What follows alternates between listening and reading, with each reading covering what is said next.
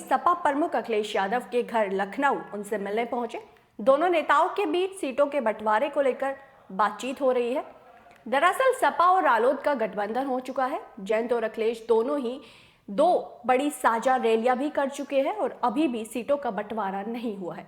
जयंत ज्यादा सीट की मांग कर रहे हैं और अखिलेश उसके लिए तैयार नहीं है। सूत्रों की माने तो मुजफ्फरनगर और मेरठ की कुछ सीटों को लेकर अभी पैच उलझा हुआ है। इसी पर बात करने के लिए जयंत चौधरी लखनऊ पहुंच गए हैं। माना जा रहा है कि आज सीटों पर अंतिम बात बन जाएगी। वहीं इस खबर पर ज्यादा जानकारी के लिए editor in chief Rahul Rana हमारे साथ जुड़ गए हैं। तो राहुल जी, आपसे जानना चाहेंगे, जो जयंत चौधरी अखिलेश यादव से मिलने लखनऊ पहुंचे हैं, तो क्या कुछ पूरी अपडेट है आपको इस खबर को लेकर?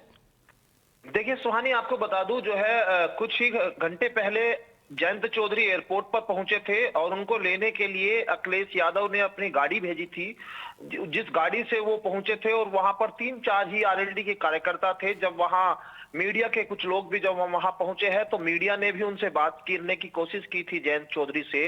और गठबंधन पर जब सवाल पूछा था तो उन्होंने कहा था कि गठबंधन तो हो चुका है, लेकिन सीटों पर जो बात करने के लिए वो आए थे, वो कह रहे थे कि हाँ, सीटों पर जब बात हो जाएगी तो बता दिया जाएगा। लेकिन साफ तौर पर वो जिस तरह की खबरें मीडिया में चल रही है कि नाराजगी है जयंत चौधरी और अखिलेश यादव के बीच में, उनको उन्होंने साफ तौर पर खारिज किया है और कहा है कि हम जो है एक फॉर्मूले पर काम कर रहे हैं। फॉर्मूला यूपी में किस तरह से बीजेपी को शिकस्त दी जाएगी और गठबंधन किस तरह से मजबूती के साथ में चुनाव लड़ेगा, फॉर्मूला यही है। क्योंकि इस वक्त तो ये सब बखूबी समझते हैं कि अगर उन्हें उत्तर प्रदेश में सत्ता में काबिज होना है तो उन्हें अभी सहारे की जरूरत है। और अखिलेश यादव भी ये भली भांति समझते हैं कि इस वक्त अगर वो जयंत के साथ आते हैं तो उन्हें पश्चिम उत्तर प्रदेश में काफी अच्छी बढ़त मिल सकती है। तो एक दूसरे की जरूरत है और जो खबरें लगातार नाराजगी को लेकर थी वो खारिज की है जयंत चौधरी ने।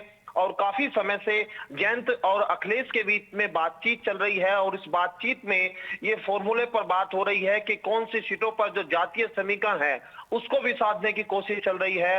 और जो 2 से 3 जा रही है जिन पर जो समाजवादी पार्टी है वो अपना कैंडिडेट देना चाहती है, जो है वो आरएलडी का, उन पर कहीं ना कहीं अभी बात है जो बनती हुई दिख रही है और जातीय समीकरण साधने की कोशिश। क्योंकि दोनों ही नेता ये बखूबी जानते हैं कि एक भी ऐसा कोई गलत फैसला लिया जाए तो वो विपक्षियों के फायदे का हो सकता है। इसलिए वो ये देखना चाहते हैं कि अगर समाजवादी पार्टी का कैंडिडेट इस सीट पर होता है तो क्या ज्यादा फायदा होता है, या फिर आरएलडी का कैंडिडेट यहां सीट से लड़ता है तो क्या फायदा होता है। उन सभी पहलुओं पर, तमाम पहलुओं पर बात कर रहे हैं। आपने देखा होगा सुहानी, जब वो एयरपोर्ट से निकल रहे थे जयंत चौधरी, तो वो अपना घोषणा पत्र लेकर निकले थे। और इस घोषणा पत्र से ये भी समझा जा सकता है कि जो उन्होंने 22 संकल्प 2022 के लिए जयंत चौधरी ने उत्तर प्रदेश में लिए हैं और उन्होंने कहा है कि अगर हम सत्ता में आते हैं तो हम जनता के लिए ये 22 घोषणाएं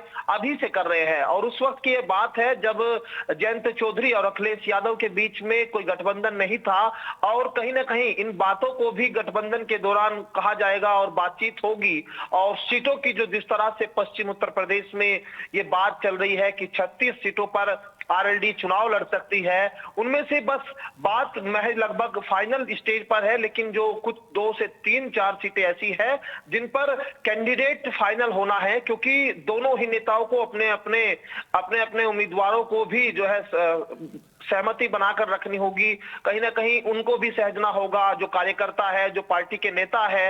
हमने सुबह भी बताया था कि जब मेरठ की जो सीट है सरधना, उस पर अतुल प्रधान है, वो कहीं ना कहीं वहां पर उनकी दावेदारी है। और लेकिन वहां सरधना सीट आरएलडी के पास जा रही है गठबंधन में। क्योंकि सीटों की जो बात हम कर रहे हैं वो इसलिए कर रहे हैं क्योंकि इन सब सीटों पर, एक सीटों पर, चरतावल की बात कर ले या चले राहुल जी, आपका बहुत बहुत शुक्रिया हमारे साथ इस खबर पर जानकारी साझा करने के लिए। तो हमारे editor in chief Rahul Rana हमें बता रहे थे कि जयंत चौधरी अखिलेश से मिलने लखनऊ पहुंचे हैं।